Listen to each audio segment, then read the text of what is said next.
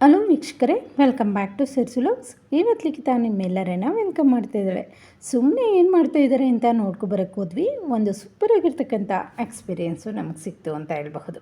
ಇವರೆಲ್ಲ ಅಕ್ಕ ತಂಗಿರು. ಇವ್ರು ಹೇಳ್ತಾ ಇದ್ದಾರೆ, ಸರ್ಸ ನಾವು ವಿಡಿಯೋದಲ್ಲಿ ಬರಬೇಕು ಅಂದರೆ ನಾವೇ ಡೆಕೋರೇಷನನ್ನು ಮಾಡಿದ್ದು ಅಂತ ಹೇಳಬೇಕು ಅಂತ.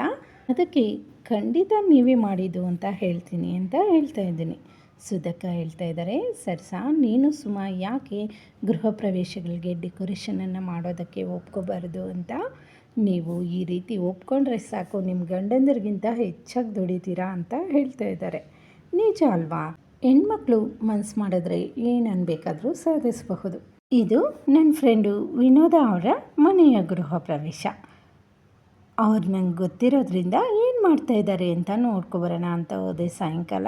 ಅಷ್ಟರೊಳಗಡೆ ನನ್ನ ಫ್ರೆಂಡು ಸುಮಾ ಅಂತ, ಅವರು ವಿನೋದಗೂ ಫ್ರೆಂಡು. ಅದರಿಂದ ಅವರು ಡೆಕೋರೇಷನನ್ನು ಮಾಡ್ತಾಯಿದ್ರು. ಸರ್ಸ ಇಬ್ಬರು ಮಾಡೋಣ ಅಂತ ಕರೆದ್ರು. ನನಗೂ ಒಳ್ಳೆ ಎಕ್ಸ್ಪೀರಿಯೆನ್ಸ್ ಸಿಗುತ್ತೆ ಅಂತ ಹೋದೆ. ಇವರು ಸಿರಿಯಕ್ಕ ಅಂತ ನಮ್ಮ ಲಿಖಿತ ಸ್ಮೈಲ್ನ ತುಂಬ ಇಷ್ಟಪಡ್ತಾರೆ. ನಾನು ಫಸ್ಟ್ ಟೈಮು ಈ ರೀತಿಯಾಗಿ ಡೆಕೋರೇಷನನ್ನು ಮಾಡಿದ್ದು. ನನಗೆ ಯಾವುದೇ ಐಡಿಯಾ ಇರಲಿಲ್ಲ. ನನಗೆ ತೋಚಿದ ರೀತಿಯಲ್ಲಿ ನಾನು ಮಾಡಿದೆ, ಸುಮಾಗೆ ತೋಚಿದ ರೀತಿಯಲ್ಲಿ ಸುಮಾ ಮಾಡಿದ್ಲು. ಇಬ್ಬರೂ ಸೇರಿಕೊಂಡು ಈ ರೀತಿಯಾಗಿ ನಾವು ಕಿಚನಲ್ಲಿ ಡೆಕೋರೇಷನನ್ನು ಮಾಡಿದ್ವಿ.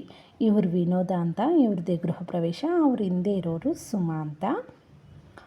ಆಮೇಲೆ ನಾಗು ಅಕ್ಕ, ವಿಜಯ ಅಕ್ಕ, ಹಾಗೆ ನಿರ್ಮಲಾ ಅಕ್ಕ ಇವರೆಲ್ಲ ಸೇರಿ ಅವ್ರವ್ರಿಗೆ ತಿಳಿದಿರೋ ಹಾಗೆ ನಮಗೆ ಡೆಕೋರೇಷನಲ್ಲಿ ಹೆಲ್ಪ್ ಮಾಡಿದ್ರು.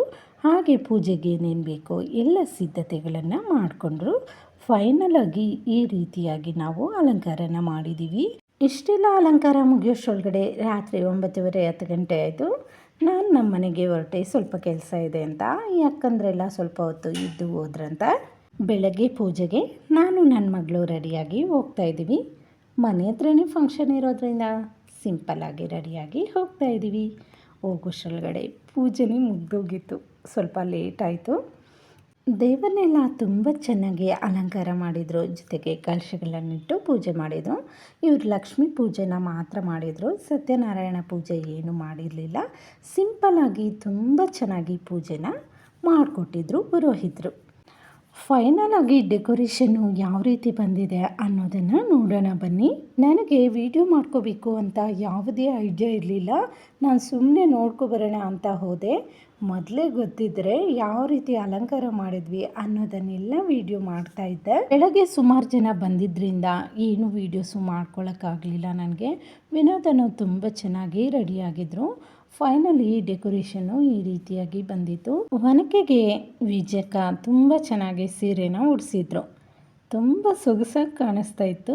ಒನಕೆ ಲಕ್ಷ್ಮಿ ಅಂತ ಹೇಳಬಹುದು. ಇನ್ನು ಕಾಲದಲ್ಲಿ ಬೆಂಗಳೂರಲ್ಲಿ ಮನೆ ತಗೊಳ್ಳೋಷ್ರೊಳಗಡೆನೇ ಸುಸ್ತಾಗ್ಬಿಡ್ತಾರೆ. ಈ ಪೂಜೆಗಳು ಎಲ್ಲ ಮಾಡಿಸ್ಬೇಕಂದ್ರೆ ಮಿಡ್ಲ್ ಕ್ಲಾಸ್ ಅವ್ರಿಗೆ ತುಂಬ ಕಷ್ಟ ಆಗುತ್ತೆ. ಅದರಲ್ಲೂ ಇವಾಗ ಎಲ್ಲರೂ ಕಿಚನಲ್ಲಿ ಡೆಕೋರೇಷನನ್ನು ಮಾಡಬೇಕು ಅಂತ ಬಯಸ್ತಾರೆ.